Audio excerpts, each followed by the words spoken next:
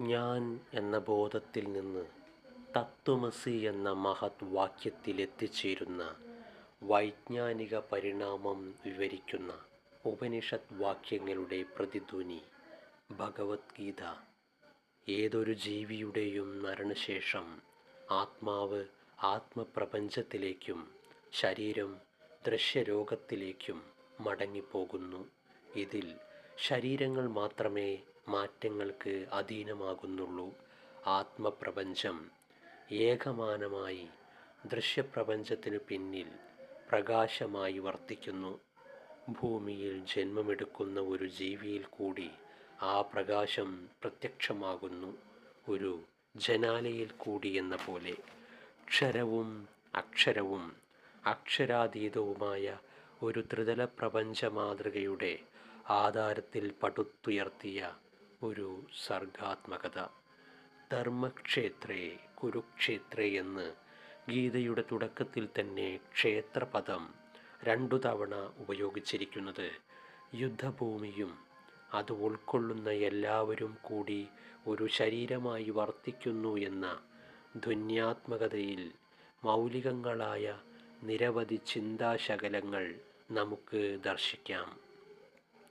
നിരാസത്തിലൂടെ സ്വന്തം സന്താനം പോലും തിന്മയുടെ പക്ഷത്തു ചേരും എന്ന് കർണനെ ഉദാഹരിച്ചുകൊണ്ട് ഗ്രന്ഥകർത്താവ് സ്പഷ്ടമാക്കുന്നു. നന്മയുടെയും തിന്മയുടെയും വെളുപ്പും കറുപ്പും എത്ര തന്മയത്വത്തോടെയാണ് ആവിഷ്കരിക്കപ്പെട്ടിരിക്കുന്നത്. വ്യൂഹം ചമച്ച് അണിനിരന്ന പാണ്ഡവ സൈന്യത്തെ കണ്ട ദുര്യോധനൻ യജമാനഭാവത്തോടെയാണ് തൻ്റെ ആചാര്യനായ ദ്രോണാചാര്യരുടെ സമീപത്ത് ചെന്ന് സംസാരിക്കുന്നത്.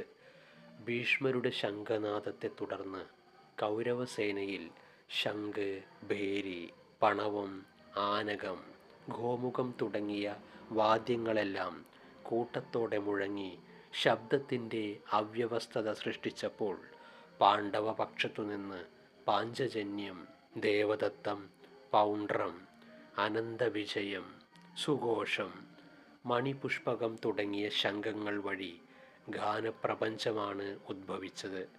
കൂട്ടായ്മയുടെ ജീവനാദവും പ്രപഞ്ചത്തിൻ്റെ അടിസ്ഥാന സ്വരവും പരസ്പരം ശ്രുതി ചേർന്ന് വിശ്വവ്യാപകമായ അനുരണത്തിന് കാരണമാകുന്നത് വിവരിക്കുക വഴി ഗീതയുടെ അപൂർവമായ ഒരു സത്തയിലേക്ക് വെളിച്ചം വീശുന്നു. പ്രപഞ്ചശക്തികളുടെ മക്കളായ പാണ്ഡവരും പ്രകൃതി നിയമത്തിന് വിധേയമാകാതെ ഒരു ക്ലോണിംഗ് വഴി ജന്മമെടുത്ത കൗരവരും തമ്മിലുള്ള കുരുക്ഷേത്ര യുദ്ധം പ്രപഞ്ചത്തിൻ്റെ നിലനിൽപ്പിനെ ചോദ്യം ചെയ്യുന്ന നശീകരണ സ്വഭാവത്തെ ഇല്ലായ്മ ചെയ്യാനുള്ള ധർമ്മയുദ്ധമായി കണക്കാക്കാം.